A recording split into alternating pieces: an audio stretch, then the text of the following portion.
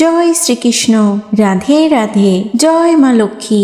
নমস্কার বন্ধুরা, ধর্মতত্ত্বের নতুন একটি পর্বে আপনাদের স্বাগত জানাই। আশা করছি আপনারা সকলেই ভগবানের কৃপায় ভালো আছেন ও সুস্থ আছেন। বন্ধুরা, মহাশিবরাত্রির একদিন পরেই পালন করতে হয় ফাল্গুনী অমাবস্যা। বছরের 12টি অমাবস্যার মধ্যে এই ফাল্গুনী অমাবস্যা অত্যন্ত গুরুত্বপূর্ণ। সনাতন ঐতিহ্যে এই অমাবস্যা তিথিটি হল পবিত্র এবং আধ্যাত্মিকভাবে তাৎপর্যপূর্ণ বলে বিবেচিত হয়। এই তিথি আত্মচিন্তা, আধ্যাত্মিক অনুশীলন, পূর্বপুরুষদের স্মরণ এবং দান ধ্যানের জন্য একটি চমৎকার সুযোগ প্রদান করে। যখন এই অমাবস্যা ফাল্গুন মাসে পড়ে তখন এর পুণ্য প্রভাব বহুগুণ বৃদ্ধি পায়। ফাল্গুন অমাবস্যা কেবল পূর্বপুরুষদের শান্তি এবং পূর্বপুরুষের ঋণ থেকে মুক্তির পথ প্রশস্তই করে না, বরং ভক্তের জীবনে সুখ সমৃদ্ধি এবং ইতিবাচক শক্তিও নিয়ে আসে। তাই এই বিশেষ দিনে ভুলেও মুখে তুলবেন না এই কয়টি খাবার এবং ভুলেও করবেন না এই কাজগুলো, আর অবশ্যই করবেন কিছু বিশেষ কাজ। বন্ধুরা, এবছর 2026 সালে ফাল্গুনী অমাবস্যার দিনে বছরের প্রথম বলয়গ্রাস সূর্যগ্রহণেরও যোগ রয়েছে। পৌরাণিক কাহিনী অনুযায়ী রাহু ও কেতুর কারণেই সূর্যগ্রহণ ও চন্দ্রগ্রহণ ঘটে থাকে। সমুদ্র মন্থনের সময় অমৃত পান করার অপরাধে বিষ্ণুর চক্রে রাহুর মুণ্ডুচ্ছেদ হয়। সেই থেকে রাহু ও কেতু সূর্য ও চন্দ্রকে গ্রাস করে প্রতিশোধ নেয়, এমনটাই বিশ্বাস করা হয়। এই দিনে সূর্যগ্রহণের বিরল ঘটনার জন্য ফাল্গুনী অমাবস্যা তিথির তাৎপর্য আরও দ্বিগুণ বৃদ্ধি পেয়েছে।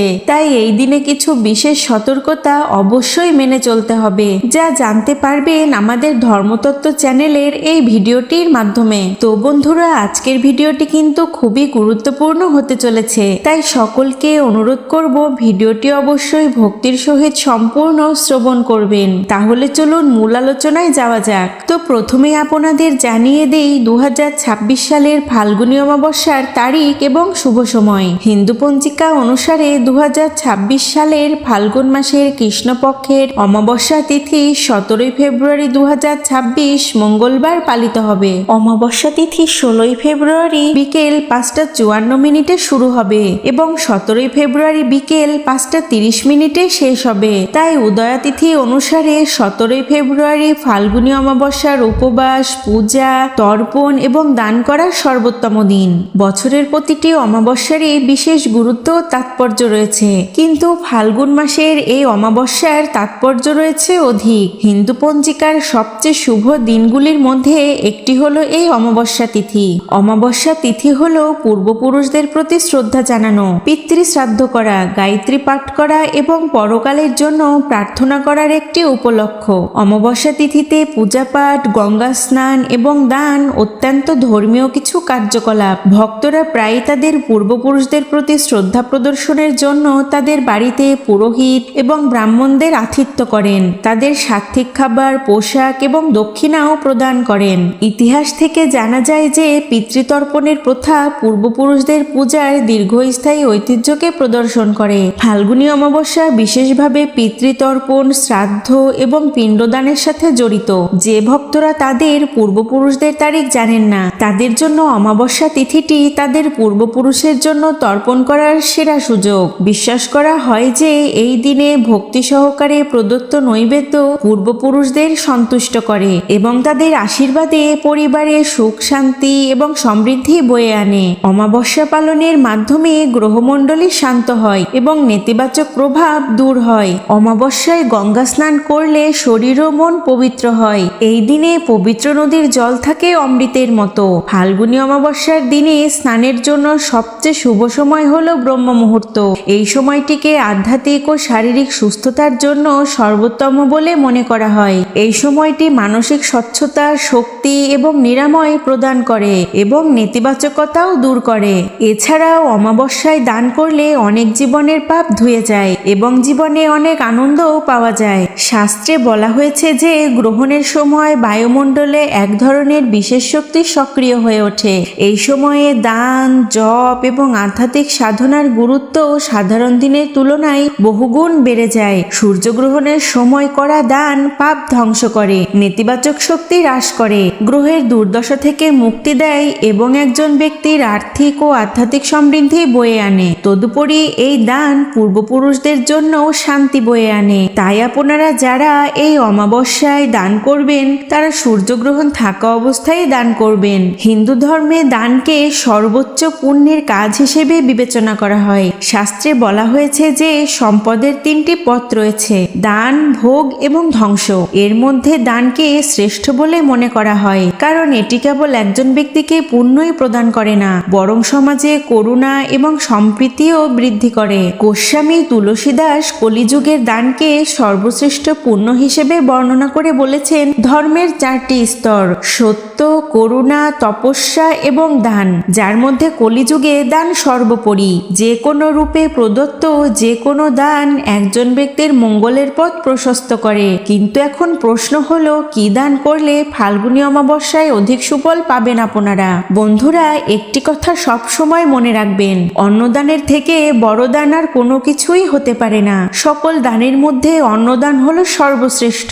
তাই এই ফাল্গুনী অমাবস্যায় অন্ন দান করুন। ফাল্গুনী অমাবস্যায় খাবার দান করা একটি মহৎদান হিসেবে বিবেচিত হয়। এই দিনে ক্ষুধার্তকে খাবার খাওয়ানো এবং অভাবীকে সাহায্য করা বিশেষভাবে পুণ্যের বলে বিবেচিত হয়। শাস্ত্র অনুসারে ক্ষুধার্ত ব্যক্তিকে খাওয়ানো সরাসরি ঈশ্বরকে সন্তুষ্ট করার সমতুল্য। আপনি দরিদ্র, অসহায় এবং অভাবী শিশুকে অন্নভোজন করালে ভগবান নারায়ণও সন্তুষ্ট হবেন আপনার প্রতি। তাই এই বিশেষ দিনে আপনার দ্বারা যতটা সম্ভব ততটাই দান করুন। তো বন্ধুরা, এই সকল নিয়মের পাশাপাশি আপনার নিজের খাবার গ্রহণের বিষয়েও কিন্তু বিশেষ নজর দিতে হবে, কারণ আপনার এই সকল কর্মই বৃথা যেতে পারে যদি আপনি কিছু ভুল খাবার খেয়ে ফেলেন এই দিনে। তাই অবশ্যই খাবারের বিষয়েও নজর দিন। প্রথমেই যে খাবারটির কথা বলবো যা ভুলেও মুখে তুলবেন না এই দিনটিতে, তা হলো আমিষ জাতীয় খাবার। আমিষ জাতীয় খাবার যেমন মাছ, মাংস, ডিম, পেঁয়াজ, রসুন এই ধরনের খাবার ভুলেও কিন্তু খাওয়া চলবে না। এই ধরনের তামসিক ও রাজসিক খাবার শরীরকে উত্তেজিত করে তোলে, মনকে অশান্ত করে তোলে। আর মন যদি ধীর, স্থির, শান্ত না থাকে তাহলে কোনো কাজই কিন্তু সঠিকভাবে সম্পন্ন করা সম্ভব হয় না। কাজে বিভ্রান্তির সৃষ্টি হয়, বাধা সৃষ্টি হয়। তাই অমাবস্যা তিথিতে সবসময় সাত্ত্বিক জীবন ধারণ করা উচিত। এই তিথিতে কখনোই আমাদের তামসিক বা রাজসিক খাদ্য গ্রহণ করা উচিত নয়। এর পরবর্তী যে জিনিসটি ভুলেও মুখে তুলবেন না তা হলো যে কোনো নেশা জাতীয় দ্রব্য। নেশা জাতীয় দ্রব্য যেমন অ্যালকোহল, তামাক, সিগারেট, মদ ইত্যাদি এমন নেশা জাতীয় দ্রব্য কিন্তু ভুলেও খাওয়া চলবে না। এতে করে আপনার অমাবস্যার পুণ্যফল নষ্ট হয়ে যেতে পারে। অমাবস্যা তিথির অনেক উপকারিতাও কিন্তু নির্ভর করে তামসিক খাবার, আমিষ খাবার, অ্যালকোহল, মাশরুম, বিট খাবার খাওয়া থেকে বিরত রাখার ক্ষমতার উপর। তাই অবশ্যই এই দিনে খাবারগুলি এড়িয়ে চলুন। তো বন্ধুরা, এবার আসুন জেনে নিই এই পবিত্র দিনে অর্থাৎ ফাল্গুনী অমাবস্যায় কোন কাজগুলো ভুলেও করবেন না। হিন্দু শাস্ত্র অনুযায়ী দুটি গুরুত্বপূর্ণ দিন হলো অমাবস্যা ও পূর্ণিমা। শুভ এবং অশুভের সাথে এই 2 দিন প্রত্যক্ষ ও পরোক্ষভাবে যুক্ত।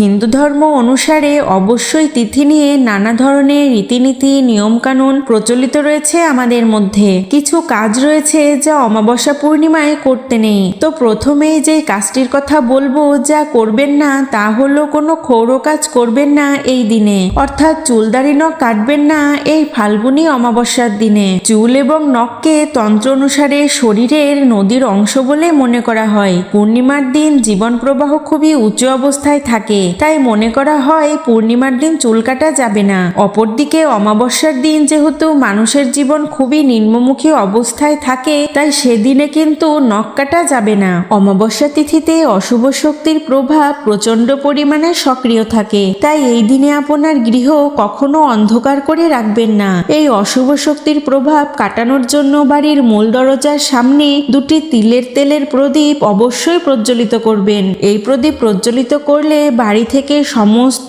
অশুভ শক্তি ধ্বংস ও নিঃশেষ হয়ে যাবে। নিজের বাড়ি ঘর অপরিষ্কার করে রাখবেন না। পূর্ণিমার দিনের মতো অমাবস্যার দিনেও ঘর বাড়ি পরিষ্কার পরিচ্ছন্ন পরিচ্ছন্ন করে রাখবেন। বাড়িতে যাতে কোনো রকম এঁঠো থালা বাসন না থাকে সেদিকে বিশেষভাবে নজর দেবেন। ঘরদোর ভালো করে মুছে দিয়ে চৌকাঠ ভালো করে ধুয়ে দেবেন। এছাড়াও বন্ধুরা, অমাবস্যার দিনে খুব বেশি দূরে যাত্রা করবেন না ভুলেও। মধ্যযুগে ভারতের বিভিন্ন প্রান্তে অমাবস্যায় দূরদেশের কার্যক্রমগুলো স্থগিত করে রাখা হতো, কারণ ধর্মীয় মতে বিশ্বাস করা হয় যে অমাবস্যার দিনে যাত্রা করলে বিভিন্ন ধরনের বাধা বিপত্তির সম্মুখীন হতে পারে। এছাড়াও আকস্মিক দুর্ঘটনাও ঘটতে পারে। তাই বিশ্বাস অনুসারে অমাবস্যার দিনে খুব বেশি দূরে যাত্রা করা উচিত নয়। অনেকেই রয়েছেন যারা অমাবস্যার দিনে উপবাস করেন, কিন্তু যারা উপবাস করবেন না তারা কিন্তু এই দিনে ভুলেও আমিষ খাবার গ্রহণ করবেন না। অবশ্যই নিরামিষ আহার গ্রহণ করবেন এই অমাবস্যা তিথি থাকা অবস্থায়। ফাল্গুন মাসের অমাবস্যা তিথিতে পিপল গাছের পূজার বিশেষ তাৎপর্য রয়েছে। এই দিনে খুব ভোরে ঘুম থেকে উঠে গঙ্গা জল, কাঁচা দুধ এবং তিল মিশ্রিত জল পিপল গাছে নিবেদন করা উচিত। এতে দেবী লক্ষ্মী সন্তুষ্ট হন। এছাড়াও অমাবস্যা হলো পূর্বপুরুষদের পূজা করার জন্য সর্বোত্তম একটি দিন। এই দিনে আপনার পূর্বপুরুষদের উদ্দেশ্যে জল উৎসর্গ করুন, যা তাদের আত্মাকে তৃপ্ত করে। বন্ধুরা, ফাল্গুন অমাবস্যা আত্মশুদ্ধি, পূর্বপুরুষের ঋণ থেকে মুক্তি এবং সেবার মনোভাব জাগ্রত করার একটি পবিত্র উৎসব। এই দিনে সূর্যগ্রহণের সংযোগ এটিকে আরও পুণ্যময় করে তোলে। ভক্তি, আধ্যাত্মিক অনুশীলন এবং দানের মাধ্যমে কেউ কেবল পূর্বপুরুষদের আশীর্বাদই পায় না, বরং জীবনে সুখ, সমৃদ্ধি এবং শান্তির পথও প্রশস্ত করে। এই ফাল্গুন অমাবস্যায় সেবা এবং করুণার এই পবিত্র চেতনাকে আলিঙ্গন করে মানবতার প্রতি আপনার কর্তব্য অবশ্যই পালন করুন। বন্ধুরা, অবশ্যই আপনারা চেষ্টা করবেন এই ছোট্ট ছোট্ট কিছু বিষয়গুলো মেনে চলতে। এতে করে আপনি ও আপনার পরিবার সুখে ও শান্তিতে জীবনযাপন করতে পারবেন। তো বন্ধুরা, এই ছিল আমাদের আজকের ভিডিওটি কেমন লাগলো তা কমেন্ট করে আমাদের অবশ্যই জানাবেন। ভিডিওটি ভালো লাগলে অবশ্যই একটি লাইক ও একটি কমেন্ট করতে ভুলবেন না। ভিডিও সম্পর্কে যে কোনো মতামত আমাদেরকে অবশ্যই জানাবেন কমেন্টের মাধ্যমে, কারণ আপনার একটি লাইক ও একটি কমেন্ট আমাদেরকে নতুন নতুন কাজের অনুপ্রেরণা জাগায়, আমরা উৎসাহিত হই। আর যে সকল বন্ধুরা এখন আমাদের চ্যানেলটিকে সাবস্ক্রাইব করেননি তাদেরকে অনুরোধ করব অবশ্যই আমাদের চ্যানেলটিকে সাবস্ক্রাইব করবেন এবং সাবস্ক্রাইব করে পাশে থাকা নোটিফিকেশন বেল আইকনটি অবশ্যই প্রেস করে রাখবেন। এতে করে আমি যখনই নতুন কোনো ভিডিও পোস্ট করব তা সবার আগে চলে যাবে আপনার কাছে। আর আপনি এরকম ধর্মীয় বিভিন্ন রকম তথ্য খুব সহজেই জানতে পারবেন আমাদের চ্যানেলের মাধ্যমে। সকলে নিয়মিত অবশ্যই ভগবানের নাম কীর্তন করবেন, তার আরাধনা করবেন ও প্রার্থনা করবেন। তো বন্ধুরা, আজ এখানেই শেষ করছি। সবাই ভালো থাকবেন ও সুস্থ থাকবেন। জয় শ্রীকৃষ্ণ।